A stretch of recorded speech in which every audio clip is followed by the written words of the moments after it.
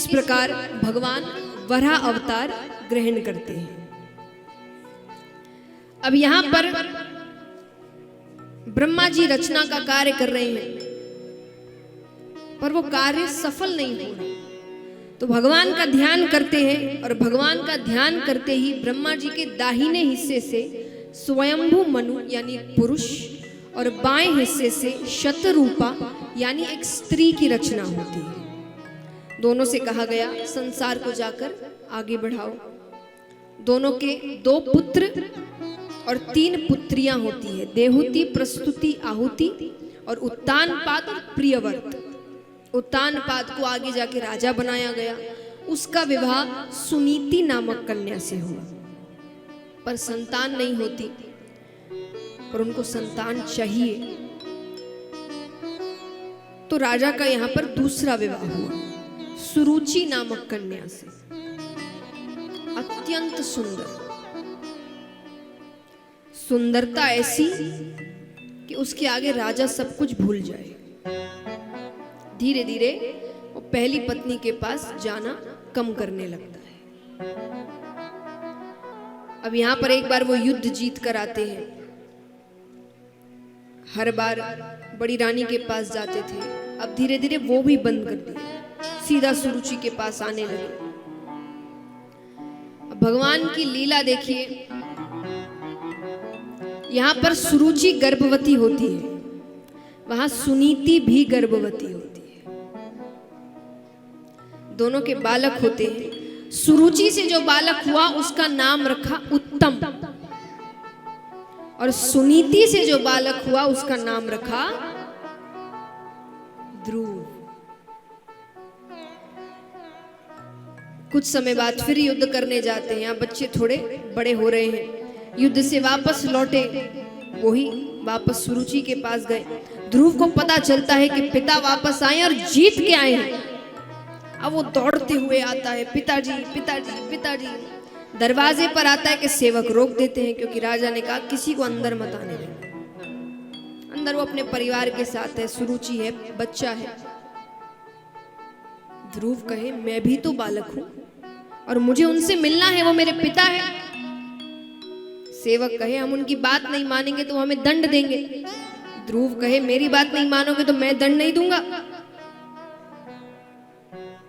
है तो राजा का बेटा, वो उसको अंदर जाने देते हैं। जाने वो दौड़ते हुए जाकर सीधा अपने पिता की गोद में बैठता है। अब बालक है तो पिता भी लाड़ करने लगे। वो भी काफी समय बाद देख रहे हैं। सुरुचि को अच्छा नहीं लग रहा, क्योंकि मानो उसको भविष्य दिख रहा है कि उत्तम तो नीचे बैठा है और ध्रुव गोद में बैठा है राजा के राज सिंहासन पर। उसको वो पूरा भविष्य दिख रहा है कि वो राजा बन चुका है और उत्तम अभी भी नीचे ही बैठा है। उसने ध्रुव के हाथ को पकड़ा और धक्का दे दिया, गिर गया। राजा खड़े होते हैं और सुरुचि को देखते ही फिर बैठ जाते हैं।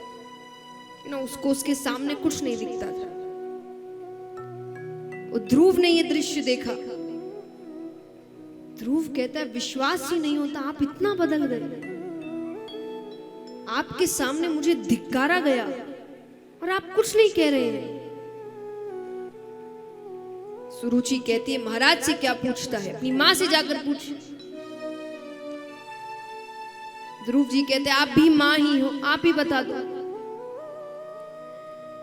सुरुचि ने कहा वो राजा है, राजा रानी के पास रहते हैं। तुम्हारी माता दासी है, तुम दासी के पुत्र हुए। अब उसे क्रोध आ गया। वो कहे मेरी माता दासी नहीं है, वो महारानी है। सुरुचि कहे महारानी थी, अब वो स्थान मुझे दे दिया गया है और तुम्हारा स्थान मेरे पुत्र उत्तम को। ध्रुव जी कहते उत्तम को जितना मिले मुझे उतनी खुशी होगी। अरे मुझे बस पिताजी की गोद में बैठना है। उसने कहा गोद में बैठना है तो भगवान विष्णु से कहना तुझे मेरी कोख से पैदा कर। उसको डांट कर भगा देती है।